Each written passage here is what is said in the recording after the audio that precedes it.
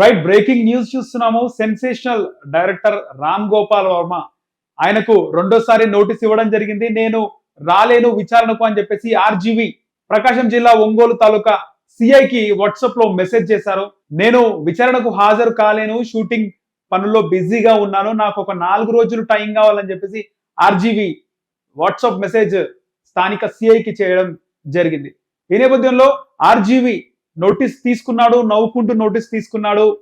ఇదేదైనా ఆయనకి ఏమైనా అవార్డు ఇస్తున్నారా లేదా రివార్డ్ ఇస్తున్నారా, నవ్వుకుంటూ తీసుకుంటున్నాడు, ఏదో ఛాంపియన్షిప్ తీసుకుంటున్నట్టు అని చెప్పేసి ఆల్రెడీ సోషల్ మీడియాలో మేమ్స్ వచ్చాయి. ఈ నేపథ్యంలో రామ్ గోపాల్ వర్మ నవ్వుకుంటూనే నోటీస్ తీసుకున్నప్పటికీ కూడా ఈరోజు ఆయన హాజరు కావాల్సింది అయినప్పటికీ కూడా ఆయన విచారణకు హాజరు కాలేదు. ప్రకాశం జిల్లా ఒంగోలు తాలూకా మద్దిపాడు సిఐకి ఆయన వాట్సాప్ మెసేజ్ చేయడం జరిగింది, నేను రాలేను, 4 రోజులు టైం కావాలి అని చెప్పేసి. ఈ నేపథ్యంలో పోలీసులు విచారణ చేస్తున్నారు.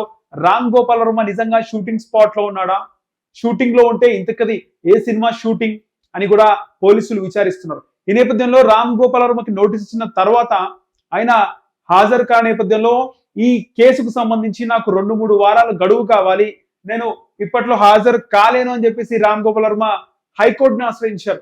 వీలైతే కేసును కూడా కొట్టేయండి అంటూ రామ్ గోపాల్ వర్మ కోర్టును ఆశ్రయిస్తే కోర్టు సీరియస్ అయింది. హైకోర్టు ఎట్టి పరిస్థితుల్లో ఈ కేసుని కొట్టేసే ప్రసక్తే లేదు, విచారణకు హాజరు కావాల్సింది అని రామ్ గోపాల్ వర్మకి మొట్టకాయలు వేసింది.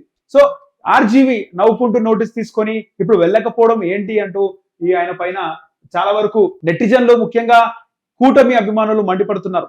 వ్యూహం సినిమా టైంలో పవన్ కళ్యాణ్ ని, చంద్రబాబు నాయుడిని, లోకేష్ ని ఫోటోలు మార్ఫింగ్ చేసి పెట్టడం, అదేవిధంగా చంద్రబాబు నాయుడు కోడలు నారా లోకేష్ సతీమణి బ్రాహ్మిణి ఫోటోలు కూడా మార్ఫింగ్ చేసి ఆర్జీవి ఆయనే సొంతంగా ట్విట్టర్ లో పెట్టడం. సో ఇవన్నీ కూడా ఇలాంటి పోస్టులు పెట్టడం అవన్నీ కూడా వైసీపీ హయాంలో నడిచినాయి. సో ఎవరు కూడా ఎక్స్పెక్ట్ చేసి ఉండరు, ఎందుకంటే వైసీపీ గవర్నమెంట్ ఉంది, వైసీపీ గవర్నమెంటే ఉంటుంది, జగన్మోహన్ రెడ్డి ప్రపంచం ఉంది, ఎవరు అక్కడ చప్పుడు చేయట్లేదు. సాక్షాత్తు నారా చంద్రబాబు నాయుడే అసెంబ్లీలో ఏడ్చిండు, ఇంకా జగన్ కి ఎవరు అడ్డు లేరు, జగన్ ఒక కొండంత బలం ఉంది ఆయనకి ఎవరు సాటి రారు అనే విధంగా విచ్చలుడిగా చెలరేగిపోయారు. కేవలం ఆర్జీవి ఒక్కటే చెలరేగిపోయాడా? ఆర్జీవి, పోసాని కృష్ణమురళి, యాంకర్ శ్యామల, శ్రీరెడ్డి, ఆ తర్వాత వర్ర రవీందర్ రెడ్డి, హరికృష్ణారెడ్డి, ఇలా చెప్పుకుంటూ పోతే పంచు ప్రభాకర్, 2-3 డజన్ల పేర్లుంటాయి. విచ్చలుడిగా చెలరేగినారు. నోటికి ఏదొస్తే అది మాట్లాడినాడు. అక్కడ ఉంది చంద్రబాబు నాయుడా లేదా పవన్ కళ్యాణ్ అని చూడలేదు. మంచి స్టార్డమ్ ఉన్నటువంటి పవన్ కళ్యాణ్ జనసేన పార్టీ పెట్టి ఆయన 2 చోట్ల ఓడిపోతే హేళన చేస్తారు.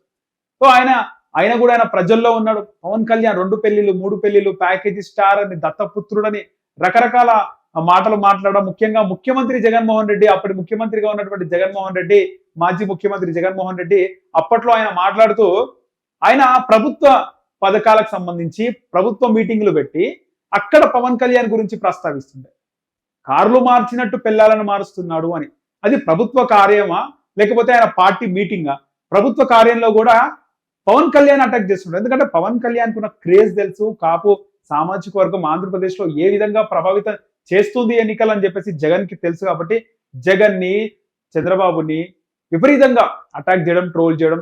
ఇక ఆయన ఏది మాట్లాడితే కింద దానికంటే ఎక్కువగా వీళ్ళందరూ కూడా ట్రోల్ చేయడం. ఆర్జీవి లాంటి ఒక సెన్సేషనల్ డైరెక్టర్ గా పేరున్న వ్యక్తి కూడా వన్ సైడెడ్ గా చంద్రబాబు నాయుడు చరిత్రహీనుడు, పవన్ కళ్యాణ్ ఒక బ్రోకర్, ప్యాకేజీ స్టార్ అన్నట్టు, లోకేష్ అయితే దేనికి పనికిరాడు, పప్పు అని చెప్పి ఆ విధంగా ఆయన సినిమాలో చూపించే ప్రయత్నం చేశారు. దేశవ్యాప్తంగా ఆయనకు మంచి ఇమేజ్ ఉంది ఆర్జీవికి. ఆయన అమితాబ్ బచ్చన్ పెద్ద పెద్ద స్టార్స్ తో వర్క్ చేసినాడు.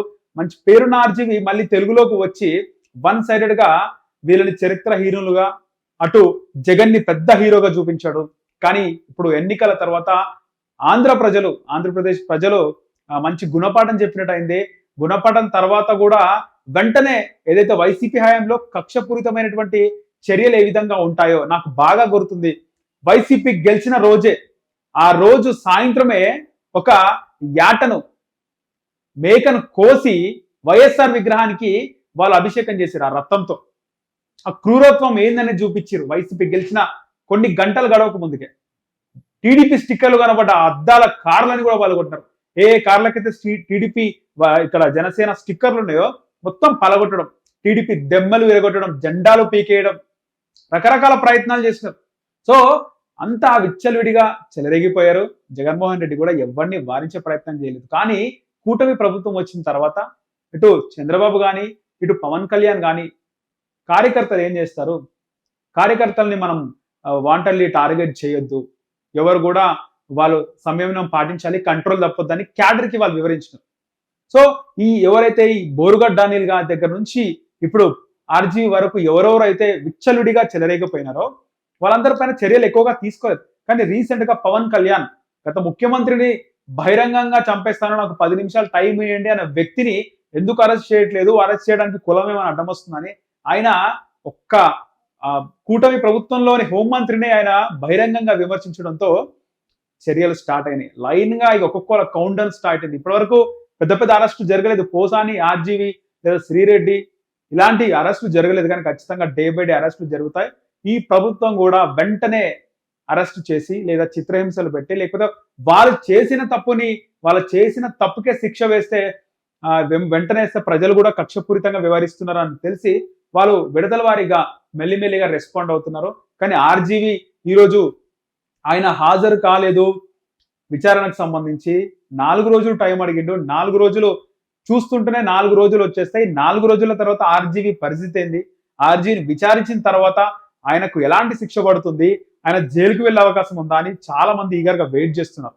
సో ఎందుకంటే వ్యూహం లాంటి సినిమా తీసి లేదా లక్ష్మీ ఎన్టీఆర్ లాంటి సినిమా తీసి అన్ని కమ్మరాజ్యంలో కడప రెడ్లు అంటే కమ్మరాజ్యంలో చంద్రబాబు రాజ్యంలో కడప రెడ్లు అంటే రెండు కులాలకు మధ్యలో విద్వేషాలు రెచ్చగొట్టే ప్రయత్నం చేశారు ఆర్జీవి. తర్వాత సెన్సార్ ఒప్పుకోకపోతే అమ్మరాజ్యంలో ఆడబిడ్డలని పేరు మార్చారు. సో ఇక్కడ ఆర్జీవి ఆయన ఎన్నో సినిమాలు అంటే వన్ సైడెడ్ సినిమాలు తీసినాడు. చరిత్రలో వాళ్ళందరినీ చరిత్రహీనులుగా చూపించి జగన్ మాత్రమే హీరోగా చూపించాడు.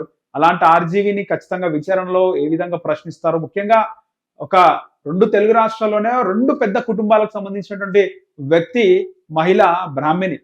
నందమూరి తారక రామారావు గారి మనమరాలు, బాలకృష్ణ కూతురు, చంద్రబాబు నాయుడు కోడలు, మంత్రి నారా లోకేష్ భార్య. లాంటి బ్రాహ్మణిని కూడా ఆర్జీవి విడిచిపెట్టలేదు. ఆయన మార్ఫింగ్ ఫోటోలు పెట్టి ఆయన ట్వీట్ చేయడం జరిగింది. సో ఇవన్నీ కూడా విచారణలో బయటకు వస్తాయి. ఎలాంటి శిక్ష పడుతుందో ఆర్జీవికి చూడాలి మరి.